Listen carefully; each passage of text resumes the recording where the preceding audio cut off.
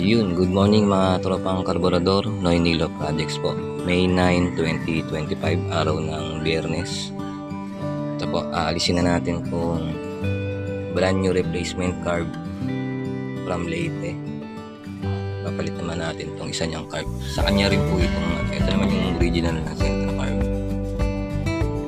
Nalinisan na natin kahapon. Ito nagamit na po natin ito sa Baliwag, tapos nung nakarang araw sa San Rafael, Bulacan. Okay naman na po itong carb na to. Ito naman ang for tuning tsaka testing natin.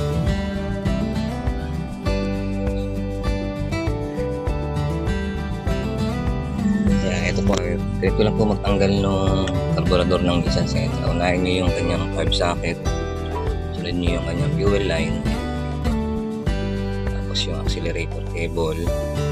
Tapos meron yung dalawang vacuum line yan. Yung isa hindi dito sa vacuum advancer.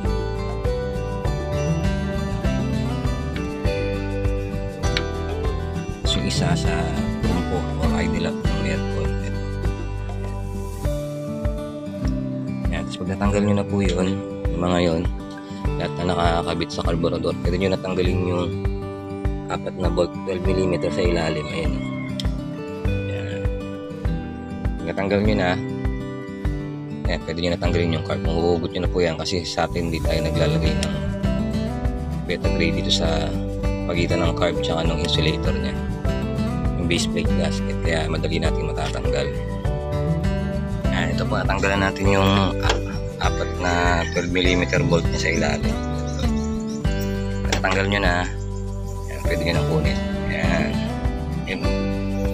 Hindi na kasi tayo naglalagay ng beta grade dito, kaya madali na natin natatanggal yung carb. Plus ganun din, papatong lang din natin ulit ito. Tapos yan, diretso install na, basta maayos pa yung gasket nya, maibabalik nyo naman po agad yan. Dali lang po magbaklas ng carburetor. Tapos pagkakabit, vice versa, yung huli nyo tinanggal, yun naman yung una nyo ikakabit, yung 4 na bolt na ilagay nyo na isa-isa, ibalik nyo na yung mga tinanggal nyo sa carb. Yun lang po, maraming salamat. Noynilo Projects.